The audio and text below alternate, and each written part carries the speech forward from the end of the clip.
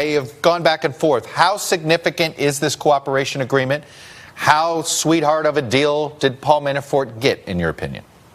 Well, as to the first question, Chuck, I think it's very significant. I know we use a lot of hyperbole, and especially these days, there have been a lot of big events, but I really don't. I think it's hard to overstate the significance of this. This is, as you said, Paul Manafort was on the inside in the campaign. Also, intimately tied to Russia, to Konstantin Kilimnik, and to others. And if there is any one person who can offer information to the special counsel on whether, in fact, there was conspiracy between members of the campaign and the Russians who are already charged with that conspiracy to interfere in the election, then I think Manafort is that person. I'm not saying that Mueller couldn't have finished his investigation without him. I think he could have. Right. But I think that Manafort can provide really key facts and inside information. In terms of the sweetheart deal, I don't think he really got a huge sweetheart deal. I mean, he's definitely getting a break. There's no question about it. His sentence under the terms of the plea agreement is maxed out at 10 years. So it's no matter what the guidelines are, and if you look at the plea agreement, it talks about a certain 262 months. He is facing more, but the way they structured the plea is so that each count only is allowed to be sentenced up to 5 years. And if you put those on top of each other, they would be 10 years. But he could, in fact, get much less than that. He could have concurrent 5-year sentences. It also could be concurrent, run at the same time, that means, as the sentence in the other case. So he could get a huge break on sentencing.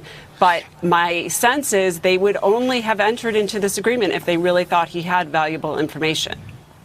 If the president pardoned him tomorrow, what's to stop Paul Manafort from simply in his cooperation going, I've told you everything I can tell you. I've told you everything I can tell you. I've told you everything I can tell you.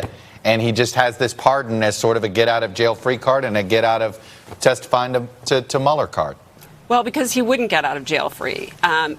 First of all, and this is more on the political side, but at this point, now that Manafort has been signed up as a cooperator and the expectation is that he's providing information about the president or certainly about other members of the campaign, even if not the president, it would really be obstructive of him at this point to pardon Manafort. So that's point one. Point two, though, is even if Trump did pardon him, Manafort is facing an enormous amount of exposure under state law. And this plea, I think, is structured in such a way that even if pardoned for these crimes, I think there would be ways around the double jeopardy issues in many different states, including New York. So I don't think this would get Manafort out from under it and out from jail. And the special counsel could then, there's other conduct, that they probably could still charge him with. We don't know what Manafort, if they were going to be other charges against Manafort. And one would assume Mueller had thought of all of those potential angles to this before entering into this agreement?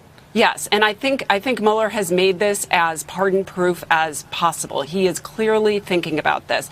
The forfeiture that has been taken from Manafort, that's not going away, even with the pardon. So, he's not getting his properties back.